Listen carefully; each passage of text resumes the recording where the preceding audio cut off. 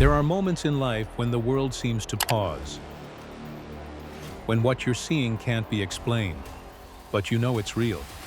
A towering figure watching from the trees, eyes glowing red in the dark, a blood trail that leads nowhere. These aren't myths passed down through generations. They're moments captured on camera, eyewitness accounts, government reports. Since the early 1800s, the legend of Bigfoot has wandered through the pages of North American history, part folklore, part mystery. But while skeptics scoff and scientists hesitate, there's one thing they can't ignore: the growing number of people who claim they've seen it. It's not the face is here at first, but not. Not once, not vaguely, but up close, in the dark, in the wild, with no one else around. This video is not about shaky myths or overproduced horror stories.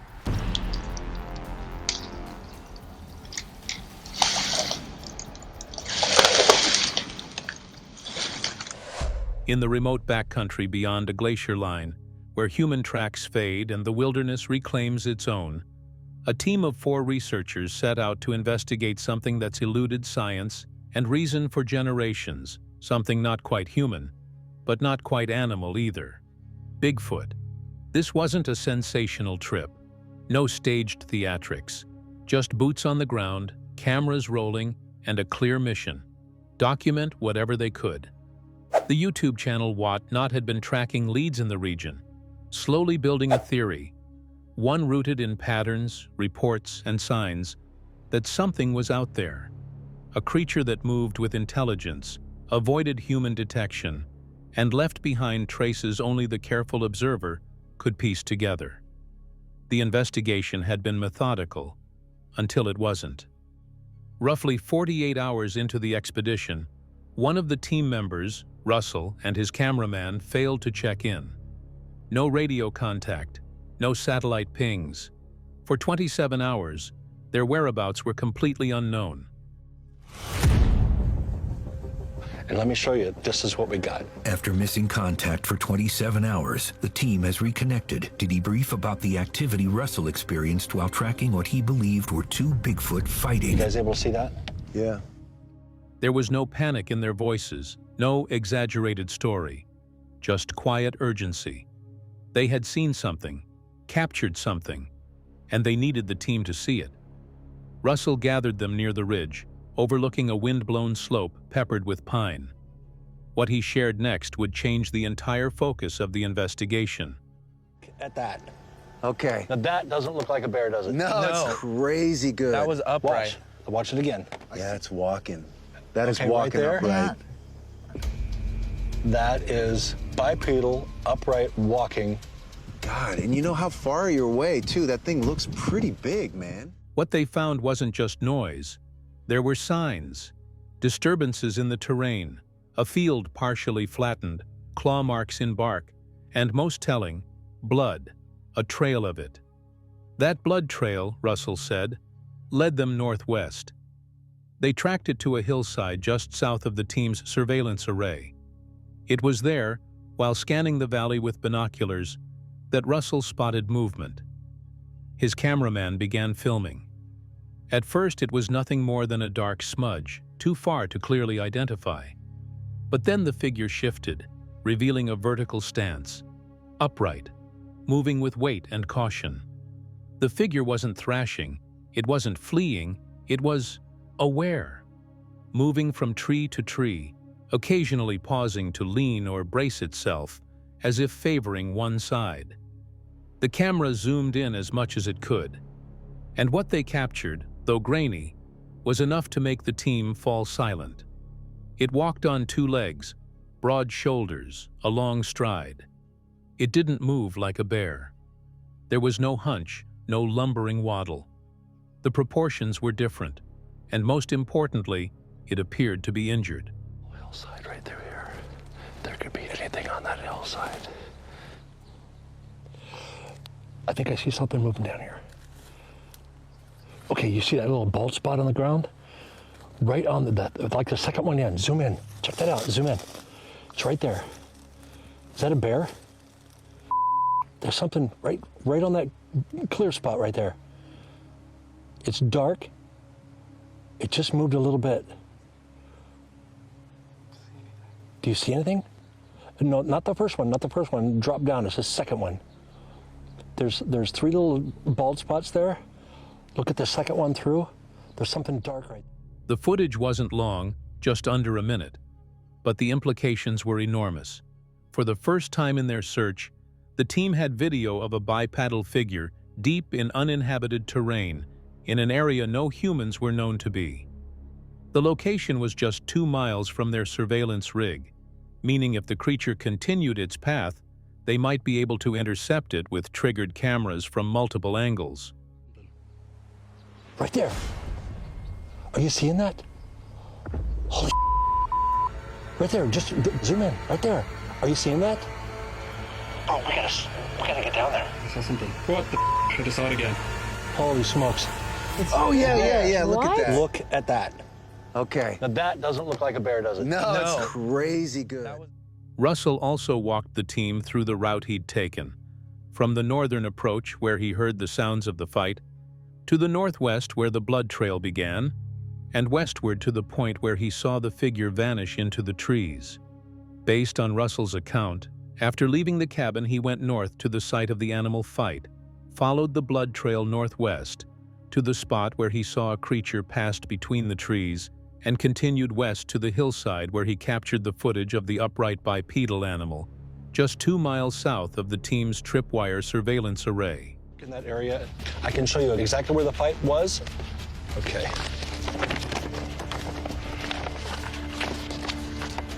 Right here is where the cabin was. The fight scene took place right here, and this is where I got that footage. That creature is going west.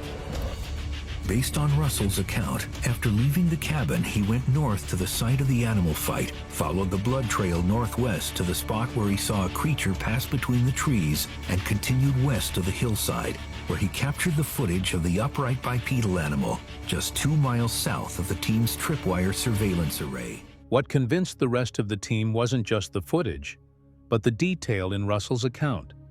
He wasn't claiming he saw Bigfoot. He was saying he saw something upright, wounded, and completely unaccounted for in any known animal category in that region. For the investigators, this encounter redefined the urgency. The injured creature, whatever it was, could still be close. And in the wilderness, time is everything.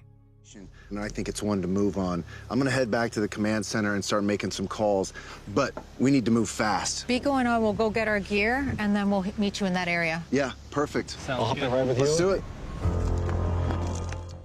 No one knows what it is, one team member admitted. But if it's hurt, this may be the only time it can't get away fast enough. They doubled back, recalibrated their grid, and prepped every camera they had for a possible second sighting. Because if Russell was right, they weren't alone out there. And this time, the creature might not be able to hide. It was sometime after midnight when things took a strange turn. A team of 3 Bigfoot researchers, working under the DMAX UK banner, were deep in the wilderness, an unmarked forested zone far from urban noise or interference. The night was quiet, almost unnaturally so.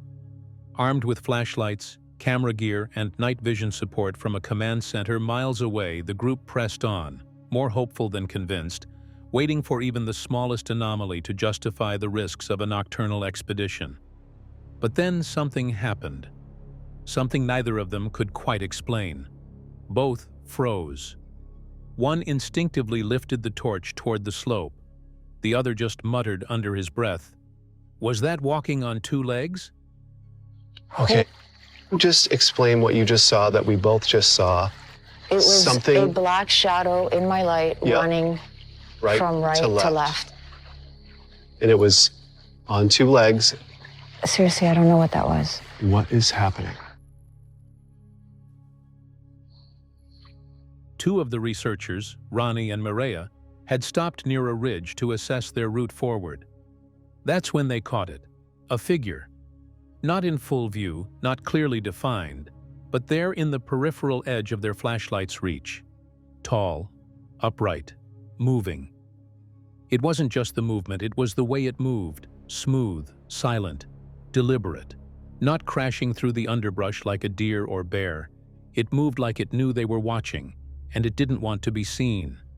Then the rocks started falling, not rolling down naturally, thrown. Small stones pinged off nearby trees and landed near their feet, one after another. That changed everything. Now they weren't just looking for something, they were being watched.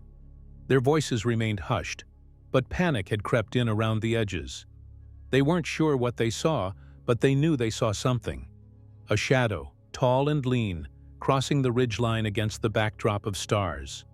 For a moment they stood silently, straining their ears and eyes in the dark, trying to confirm it. No, it's further that way. And it went from right to left. Now it's further that way. Let's keep walking and see what happens.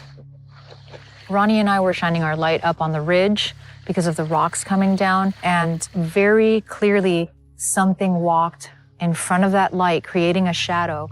The two immediately called in the sighting to the command center. Their voices were urgent, but not exaggerated. This wasn't theater. It was raw reaction, genuine confusion, possibly fear.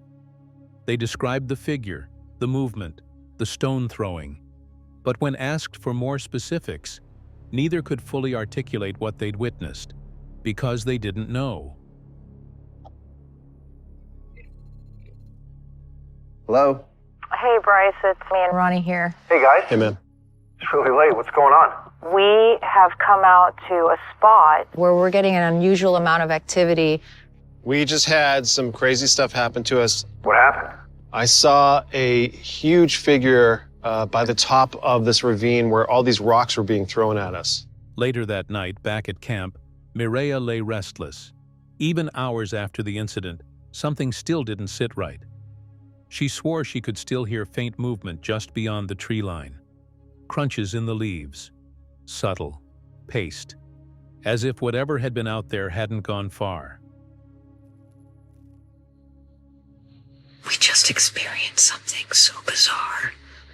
And I've been debating whether or not to do this video diary because I'm so conflicted. I know what I saw, and there's a part of me that doesn't know how to explain it. The next morning, they returned to the ridge. The air was colder now. The adrenaline of the previous night had worn off, leaving behind a lingering sense of doubt. Were their minds playing tricks on them? Was it just shadow and wind? Or had they actually seen something real? They scanned the terrain above the slope, trying to retrace the moment. No clear footprints, no broken branches, nothing definitive. But something about the location still felt charged. The silence wasn't peaceful, it was expectant. I don't know about you, but I've been tripping out over that shadow figure. I'm still scratching my head on that. Ronnie and Maria are headed to the ridge above where they spotted a mysterious shadow just hours ago. It's pretty strange. But first, they've planned a rendezvous with Bryce. That's when Bryce arrived. While the others were out in the field, Bryce had been working behind the scenes, analyzing the raw footage taken during the encounter. He'd used basic editing software to enhance contrast, slow movement, and adjust the shadows. And what he brought to the team was hard to dismiss. The original clip was replayed, and as expected, it was hard to make out. But then, frame by frame, Bryce rolled through the enhanced version. Its motion was smooth, unhurried, and, most disturbingly, it seemed to blend into the surroundings almost as it passed. An outline. Right. But we don't really know what was causing that shadow. I mean, there was nothing between us and that rock wall But except I believe the river. there was. What do you think then? Bigfoot have, and this goes back to Native American lore, they have this ability referred to in the researching world as cloaking, or the ability to go invisible. Bryce had a theory, and it wasn't new. A year earlier, he had met with physicist Dr. Michael Masters, a man who didn't laugh off the idea of cloaking or invisibility as myth. According to Dr. Masters, nature is filled with animals that camouflage. The idea that a higher-order species, especially one evolved to avoid human detection, could have a form of cloaking, whether biological or environmental, wasn't out of the question. Could it be optical camouflage, thermal redirection, or something even more advanced that we simply don't understand? Turns out invisibility we actually know how to do, right? If we can figure out how to make it in the lab, it's not unreasonable to assume that biology could have figured it out through evolution. That would make sense if you had a Bigfoot that was in front of us cloaking. We couldn't visually see it with our own eyes. The team didn't jump to conclusions, but they also couldn't dismiss what they saw. The footage wasn't conclusive, no, but it was strange. Stranger than any bear sighting. Stranger than any trick of the light. What rattled them wasn't just what they might have seen, but how easily it slipped away. To this day, the clip remains one of the most hotly debated moments in Bigfoot investigation circles. Some insist it's just a shadow, a coincidence of lighting and movement. Others see it as possible evidence that these creatures have abilities well beyond what we've assumed. Whether it was trickery of light or a glimpse into something truly beyond explanation, one thing is certain: the wilderness held its secret, and it wasn't ready to let it go. I'll check back in with you Thank guys you. later on. Thanks. Nice work. All right. I am now more confused than maybe before, but relieved that what we saw is now on video. That's incredible. This footage is shocking. I really thought this was going to give me the answers I was looking for. And now, even after seeing that footage, I'm no closer to understanding what made that shadow. And that doesn't sit. The further we go back in time, the harder it becomes to separate folklore from fact. But sometimes, buried deep in historical archives, we find a story that feels too vivid, too specific, to be ignored. One such account was brought back to light by the Sci-Fi YouTube channel in their series Chasing Bigfoot: The Quest for Truth, a project dedicated to examining the phenomenon not through mockery or myth, but through the eyes of those who truly believe. This time, the story doesn't come from modern footage or high-tech surveillance. It comes from ink, paper, and a man who witnessed something unforgettable. The year was 1870. The place, Crow Canyon, nestled just outside Mount Diablo, California. In an issue of the Antioch Ledger, a now-forgotten correspondent published a chilling first-hand account under the simple but telling title, The Wild Man of Crow Canyon. The writer's name was never given, but his words paint a detailed picture of something strange, something massive, that visited his camp one night. He wrote of a figure approaching under cover of darkness, towering, broad, with long swinging arms that reached unnaturally low, covered head to toe in fur, not shaggy like a bear but thick and uniform, almost like it belonged there. The creature's gait wasn't clumsy, it was purposeful, almost human, almost. He observed two Bigfoots visiting his camp. While he was in hiding, he wrote, "It was in the image of man, but it could not have been human. The creature, whatever it was, stood fully 5 feet high." At first, the man was paralyzed with disbelief. He described it as having the image of a human, and yet there was something so utterly not human about it. As he watched from the shadows of his campfire, the unthinkable happened. A second creature appeared, smaller but unmistakably female in shape. The two moved together, deliberate, synchronized, like they weren't just wandering animals. They were a pair, a unit. The writer claimed the creatures passed within 20 yards of where he sat frozen, too shocked to move. They didn't look directly at him, but they knew he was there. And then, just as quickly as they arrived, they vanished into the underbrush, leaving no sound behind. That was it. No chase, no confrontation, just a moment, etched forever in the mind of a lone 19th century traveler. And having gone a short distance, he returned and was joined by another, a female, unmistakably, when they both turned and walked past me within 20 yards of where I sat and disappeared in the brush. The report spread quickly through the region. It was reprinted in multiple California newspapers over the following years. Some readers called it nonsense. Others dismissed it as a hallucination. But for the growing number of people who believed in wild men or wood devils, this was something else. This was evidence. At the time, the term Bigfoot hadn't yet entered the American vocabulary, but many researchers now point to the wild man of Crow Canyon as one of the earliest recorded sightings of what we now call Sasquatch. The story was printed several times in California newspapers and has become an important account in Bigfoot history. And here's what makes the story even more compelling. There were no incentives for the original author, no books to sell, no social media platforms to build. Just a strange experience, documented with such clarity and conviction that it continues to echo across the decades. For the team behind Chasing Bigfoot, the goal was to revisit this moment, not as folklore, but as early data. Could this sighting provide historical continuity?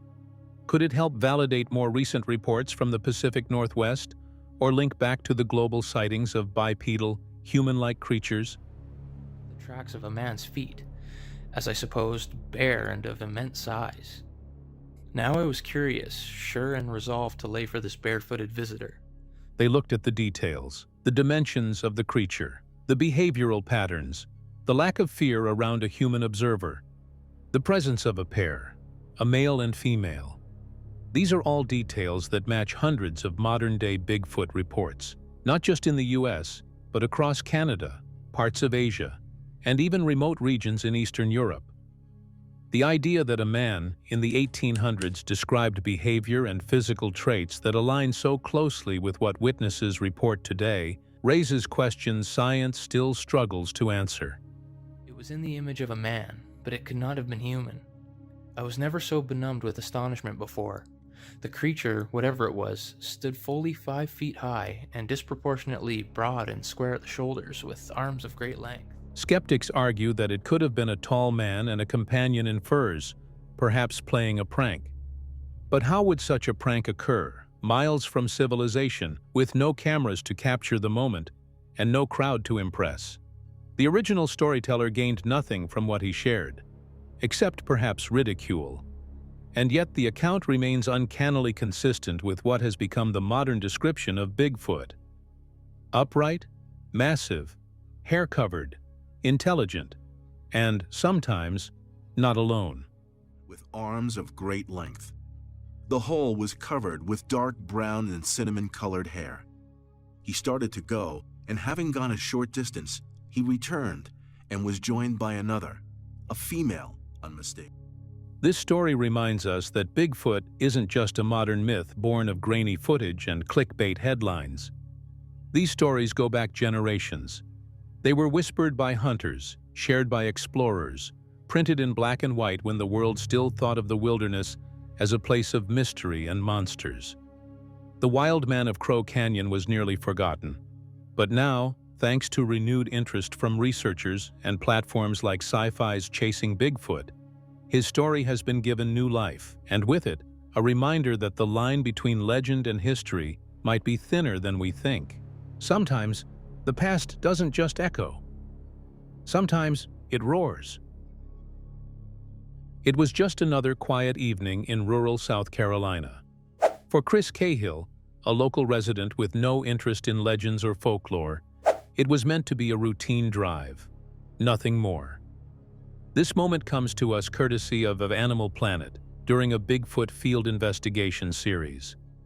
The team had arrived in South Carolina to meet Chris, not to run night vision tests or launch a search party, but simply to hear his story, a first-hand account that would send chills down anyone's spine.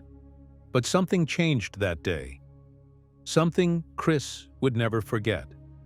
As he pulled into a familiar roadside area to drop off some mail, he noticed something unusual, something that froze him in place and challenged every assumption he held about the world around him. Yes, ma'am. This is where it was. Basically what happened, I pulled up in my vehicle and I put the paper in a tube.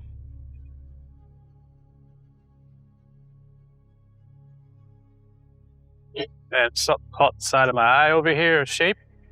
Chris begins his recollection calmly. He describes how he was driving up to a mailbox along a wooded stretch of road. Nothing out of the ordinary. He parked his car, slipped the letter into the box. That's when something caught his attention in the brush. He drove his vehicle forward a few feet to face what he heard, his curiosity leading him to the beast. At first, it was just a feeling, an awareness. Something was there, just beyond the trees. He adjusted his gaze, and then he saw it. A large, upright figure standing at the edge of the woods, staring back at him. It was big, Chris said.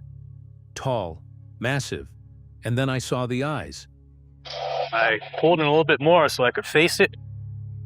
This figure was walking along that tree line right there. Turned around and it looked at me, and I saw these big red eyes. It was big. Looked at each other for seconds, and then I got really scared and I drove off. He describes them with remarkable clarity. Not just bright, but glowing, red, unmistakably red.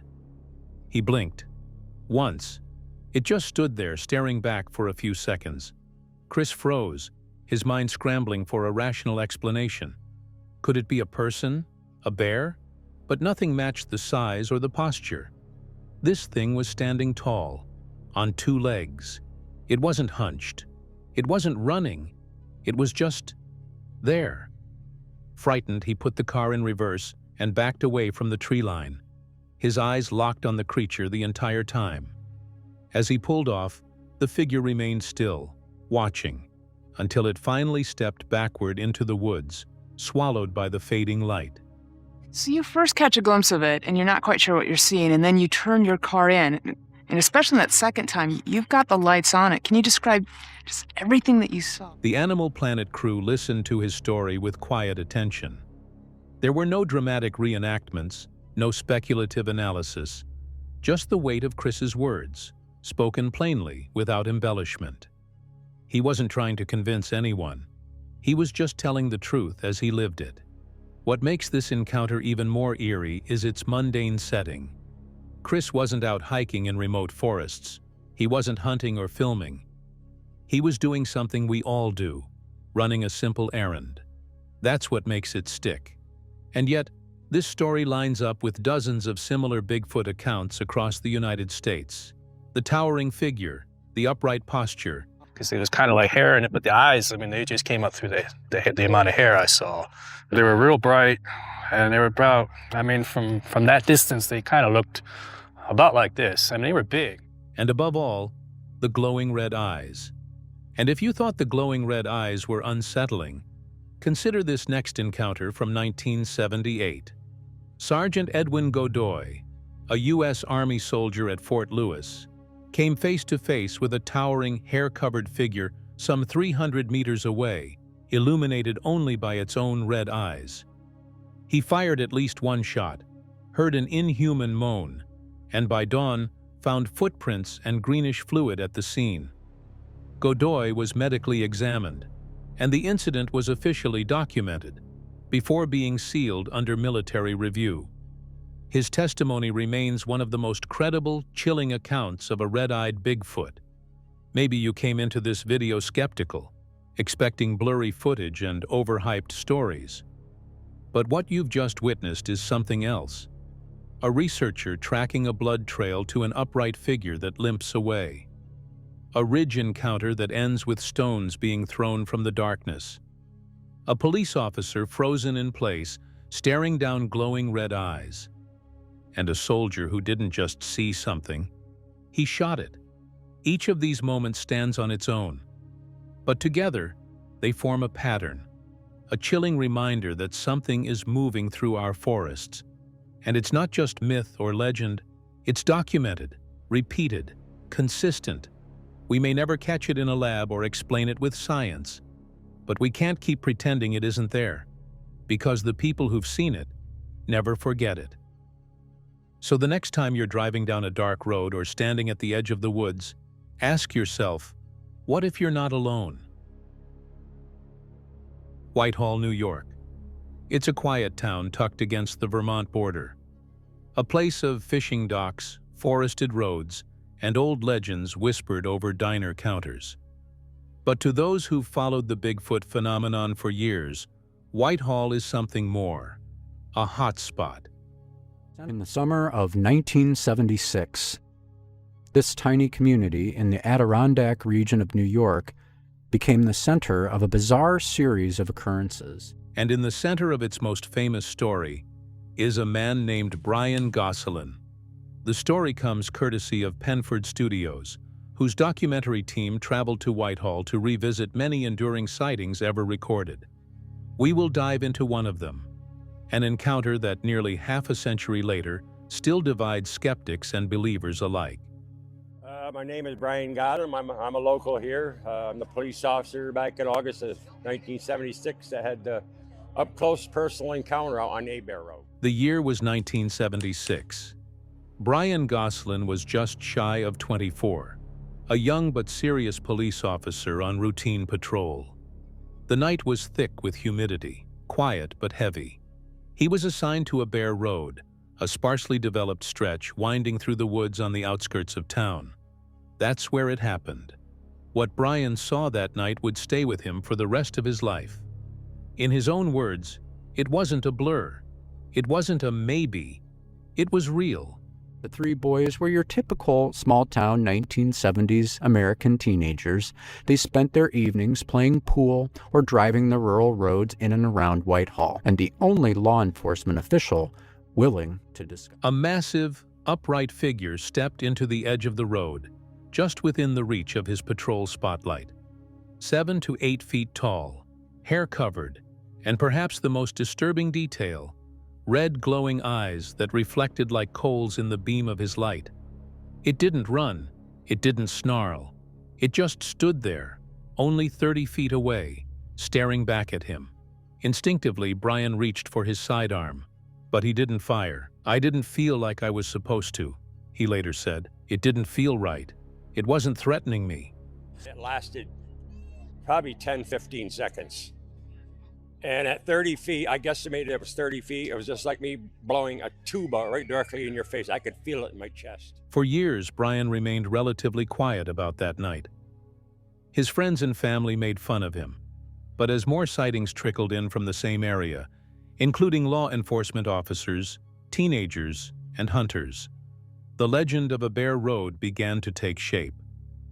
For months and months and months after that, we were all made fun of, and and these same guys that are made fun of me are some of the, not the festival, but different things we used to have in the park. Brian knows what he saw. He's now 72 years old and still recounts the event with clarity. Not like someone clinging to a tale, but like someone who still remembers the moment his perception of reality shifted. To this day, dozens of different takes exist, second-hand retellings, podcasts, and even dramatized versions. But the original story remains unchanged. Eventually, Brian, alongside his wife, co-authored a book titled A Bear Road, The True Story. It chronicles that night in chilling detail, as well as the years of reflection that followed. But even with a written account, many still question what exactly happened that night. My wife and I wrote a book. It's called Bear Road, The True Story, because the original story on documentaries and books that have been written is so far-fetched and so far out of whack. They've taken the main... One of the most compelling details of Brian's story is that he didn't walk away empty-handed. Over the years, he's uncovered many sets of footprints in the area, large humanoid tracks, though notably they weren't found at the same time. One appeared during the original investigation. The other showed up years later during a follow-up visit. They're not identical. In fact, their differences suggest they were made by two different individuals at two different times. That raises a chilling question. Is there more than one creature roaming the Whitehall woods? Couldn't trim them up because the stuff we used was so brittle. I tried, getting the outline. It started breaking off too much, and I said, no, I'm not going to believe them as they are. The idea isn't far-fetched for locals. Whitehall has become a go place for Sasquatch researchers. A mural of Bigfoot decorates a local shop. Tourists visit a bare road out of curiosity. And yet, many still don't know the full depth of what Brian experienced. Because behind the folklore, behind the town's roadside novelty signs, is a man who never wanted fame.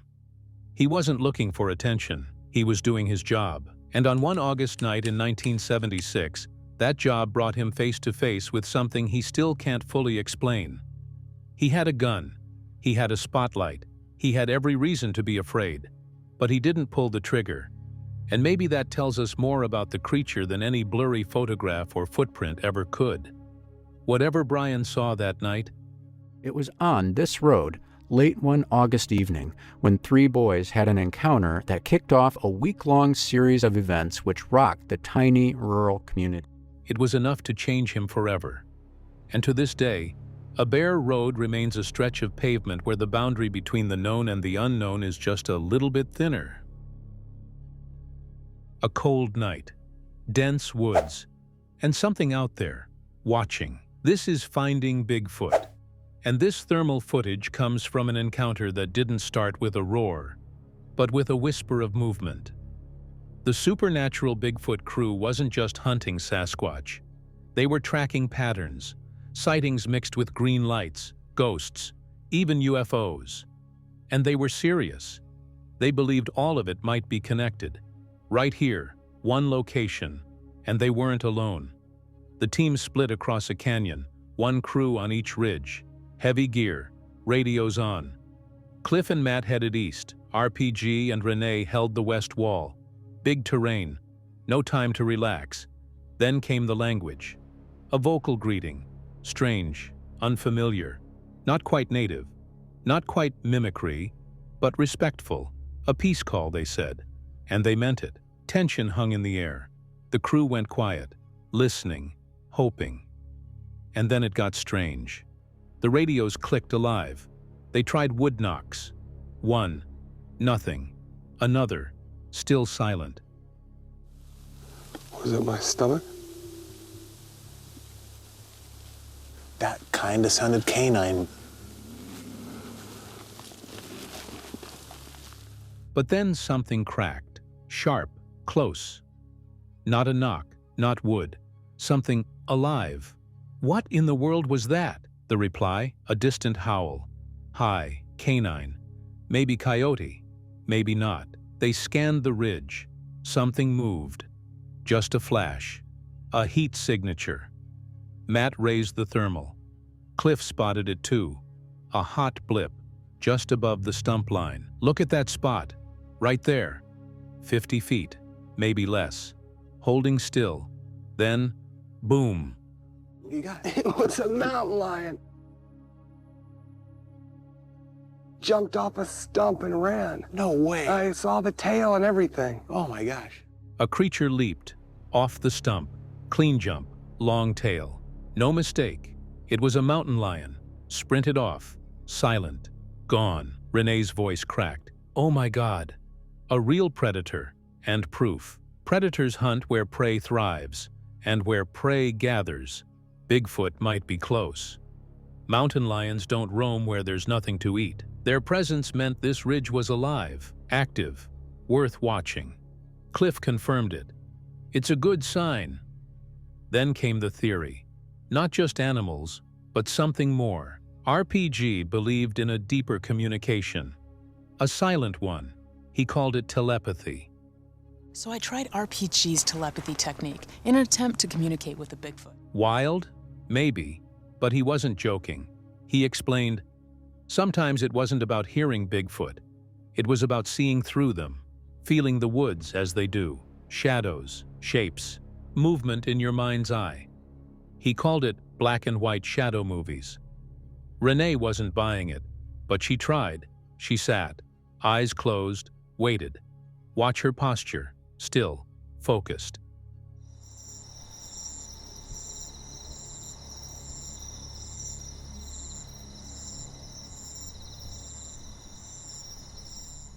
Then, shiver. Cold air hit hard. Nothing happened. Or maybe too subtle to notice. But Renee wasn't done. Soon after, Cliff called in. "We just heard something east. We're going to make noise back. If you hear anything, it's probably us." Still the knocks returned. Some were echoes, some weren't. Then Matt caught something else. Near the same stump. A second heat trace, lower to the ground. Not moving like the cat, not shaped like one either. Hunched, thicker, motionless. Cliff adjusted position. The shape flickered. Not gone, just deeper into cover. They didn't get a clean view, but it wasn't brush, and it wasn't a shadow. I can see this thing leap off that stump, and I see a long tail following it, and I realize that's a cat. And it ain't a little house cat either. It is a mountain lion. The blur holds form. Not feline, not deer, just there. They left the canyon without answers, but not empty-handed. A mountain lion, thermal footage, odd shapes, strange voices. Something responding to knocks, something else avoiding light. This area? It's alive, and it's watching who enters. So what do you think? Just coincidence or something hiding in plain sight? Let us know. Our final and most unsettling entry comes from a YouTube channel called Chase Floyd Inc., a name not yet widely known, but after this footage, that might be about to change. Floyd wasn't out there looking for Bigfoot. He was just a guy, camping, spending a few quiet days in the forest. But it didn't take long before he realized that something wasn't right. He heard sounds, distant, deep, and constant. For hours, these strange noises echoed through the trees. Long howls, short knocks, the kind of thing that makes you check over your shoulder even when you're standing in daylight. He considered going out to investigate that night, camcorder in hand. But something stopped him. Something about the way the air felt. Something about the silence that followed the sounds. So he waited until morning and brought the camera with him. So this morning, I usually get up around 4 o'clock and I was eating my breakfast and the noise kind of stopped for a while, but then it just started again. And every couple of minutes or so, or really even seconds, you can kind of hear that going on. So I ran down here with a camcorder to see if I could... He headed into the woods, talking to the camera as he walked. His plan was simple: grab the SD cards, check the footage, and get out. But the forest had other plans. As he walked toward the first camera, he noticed something odd. An apple trap he had left was completely gone. Not surprising until he looked closer. There were eggshells left in its place. I'm going to get the other one. I think that was one right there. And now. He kept moving. Toward the second camera. Just as he reached it, the sound came back. A growl. Not like a bear, not like any dog or coyote. This was a deep, guttural sound that stopped him in his tracks. He scanned the tree line. Nothing. But the growl had come from close. Too close. And then, the smell. Overwhelming. Rancid. Like rot and wet fur. That's when he noticed it. Lying on the ground near the base of a tree. A bone. He picked it up. Smell it. It was awful. He didn't say much. He just looked into the camera, wide-eyed, and said, "I'm taking this back home." Get our trail camera. I feel like I'm gonna fall over. What was that? That was like a growl. Back at his setup, Floyd loads the footage and begins scanning through the trail camera images. At first, it's exactly what you'd expect. A crow pecks at the apple. A raccoon goes after the eggs. Typical forest activity. Then, something else. Something that doesn't move like any forest animal. A frame, a shadow. Then, a shape. He pauses the video. Zooms in. What he's looking at is not a raccoon. It's not a bear. It's something else entirely. I don't feel good. I'm getting lightheaded. There could definitely be something up there in those mountains.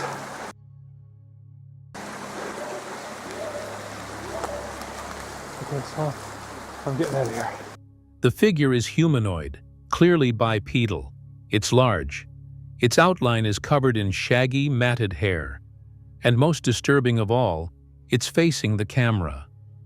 Its face, half lit by moonlight, seems alert, aware. And its hands? Long clawed fingers hang at its sides. Not paws, not hooves, hands. Floyd leans in and says what we're all thinking. That's not normal. I'm getting out of here. I don't feel good. Feeling kind of lightheaded. But this was today's Name That Species. And I don't know what else to say. He shows the image again, zoomed it, enhances it. Each time, the figure becomes clearer, more real, more undeniable. We're not looking at a smudge or a misidentified bear. There's something in these woods. And it's not a bear, it's not a coyote. I don't know what it is. This raises the same question we keep returning to. Why are these creatures, if they exist, always one step ahead?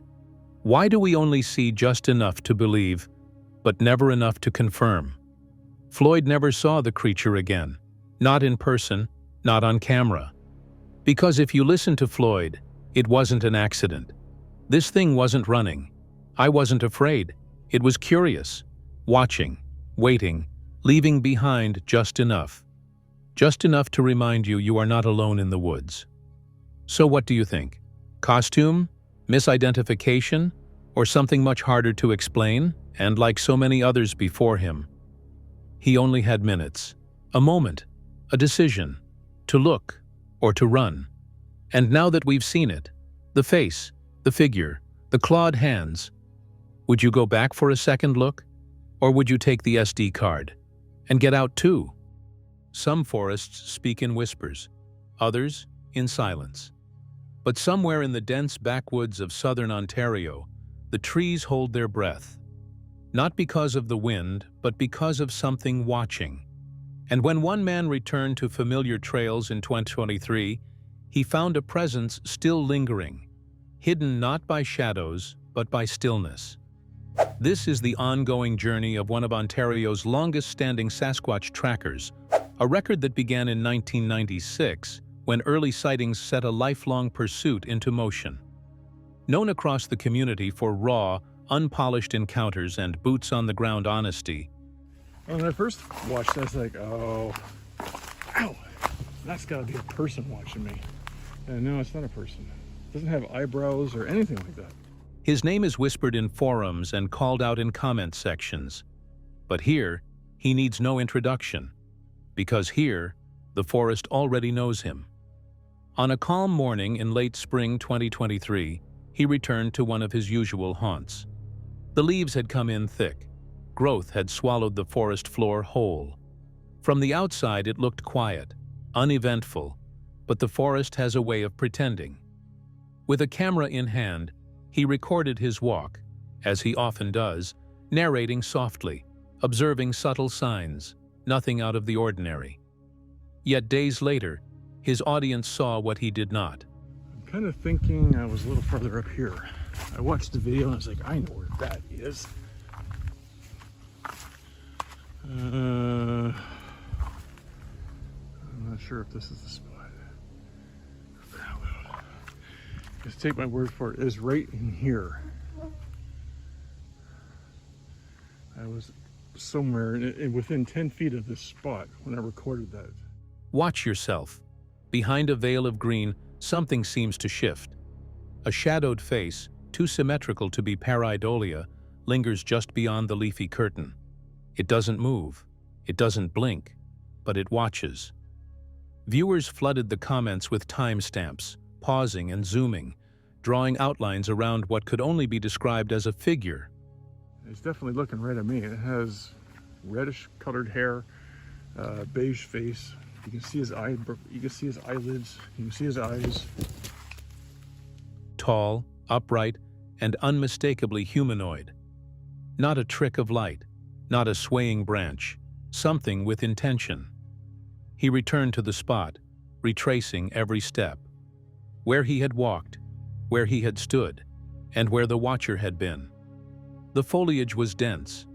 Low-lying undergrowth created a natural screen, difficult to see into, impossible to see out of. And when he found it, the spot, it became clear. Whoever or whatever had been watching stood nearly 2 feet below his elevation. Yet, in the video, its gaze met his. Level and unwavering. That meant only one thing. Okay, anyway, I'm going to include that video that I was sent by a viewer. And you can just kind of make your own mind up. I think it's pretty persuasive footage. Observe carefully. The camera's angle aligns perfectly with where the figure's face had been, which means it was tall. Much taller than the average person. And it never made a sound. There were no broken branches, no smell, no prints, no sounds of movement after the fact. That's what makes it stranger, because those who know these forests best know that silence is not the absence of life. It is the presence of something cautious, something that's been watching humans far longer than we've watched it. Despite a season with little overt activity, fewer wood knocks, no recorded howls, and minimal sign, something had still been there. It waited. It timed its appearance so precisely it was almost invisible. Almost. That is the paradox of the Sasquatch. When you're looking, it's not there. When you're unaware, it watches. And in the quiet footage of an ordinary day, its face now stares out from the shadows, frozen in one frame that feels too real to ignore. It gives me a kind of an uneasy feeling when I see how close I have been to something and not seeing it, and it's obviously watching me. Witness the moment. He steps into the area where the figure once stood. The foliage parts slightly as he passes through. From that point of view, the terrain explains the concealment. The ground dips just enough to hide something 8 feet tall, unless you were looking for it. If you've ever felt the woods go quiet too quickly, if you've ever sensed eyes where no eyes should be, you may have been watched too.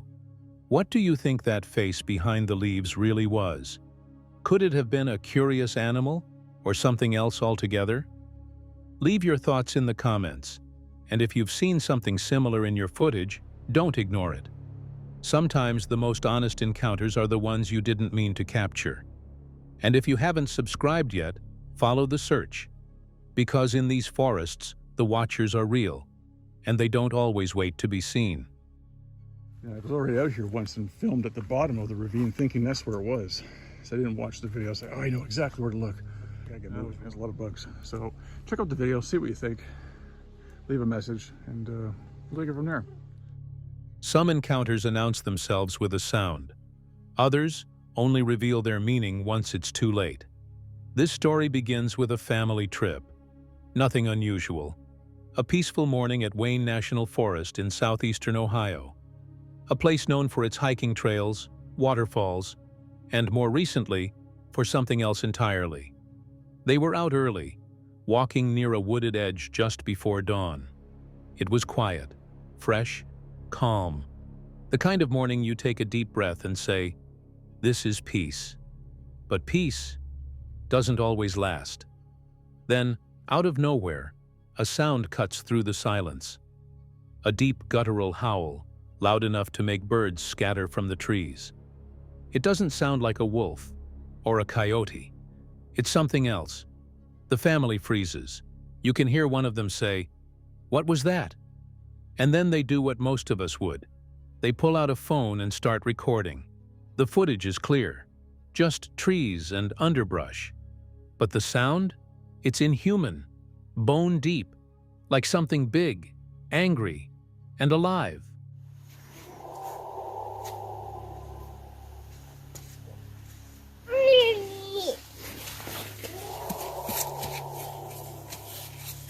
Oh my God.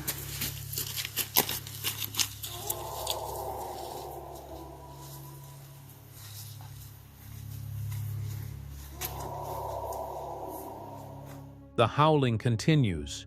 It's long. It echoes, and then it stops as suddenly as it began.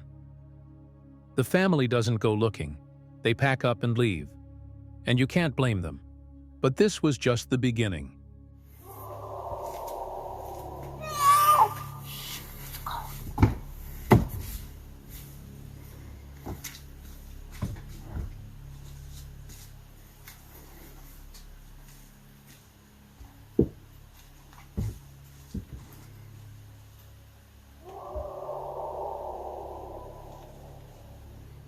A few days later, same forest, different group. A small group of friends head out to explore Wayne National Forest. Their goal? A hidden waterfall deep in the woods. They find it, cascading water, cool air, slippery rock, and start filming. They don't know it yet, but something is watching them. They're standing at the base of a rocky cave floor, facing the waterfall. The camera pans across the water, catching the way it dances over stone. But far in the background, on a ridge just above them, something moves.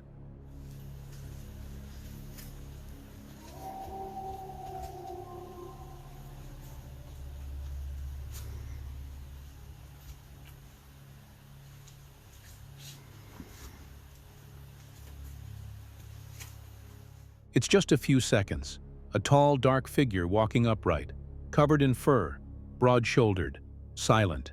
It passes between two trees, and then it's gone. At the time, they didn't notice it. They were too focused on the water, laughing, talking, enjoying the moment. But when they got home and played back the video, that's when they saw it.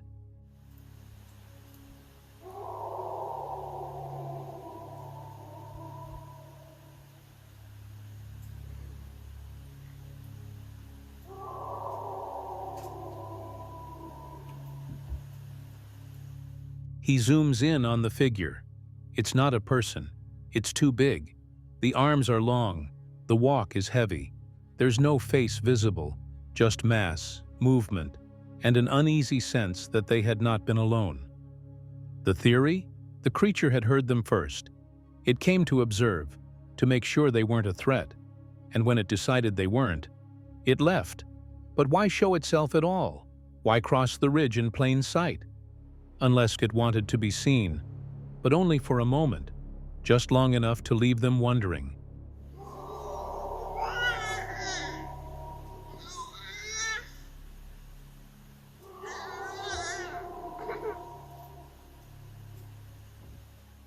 That's the mystery of the 7-minute rule, the idea that Bigfoot always appears just long enough to be noticed, but never long enough to be understood. You don't chase it. It lets you see what it wants you to see. And then, it's gone. No tracks, no trail. Just a silent memory, burned into footage that wasn't even meant to catch it. This wasn't a group of cryptid hunters. These were hikers, a family. Regular people with cameras and good intentions. So what are we left with? A horrifying howl, a vanishing figure, and a growing suspicion that something is living out there, not far from where people walk every day.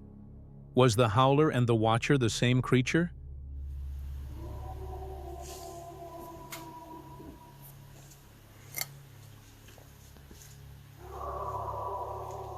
Is Bigfoot not just hiding, but actively observing, judging, choosing when to appear? It doesn't try to harm, not in these clips. But the presence is clear. It watches from a distance. Until it doesn't. Could this be part of something deeper? A behavior we're just beginning to understand? If these beings exist, and sightings like this keep surfacing, we have to ask, what do they want? What are they waiting for? And why do they always leave? Just before you get too close.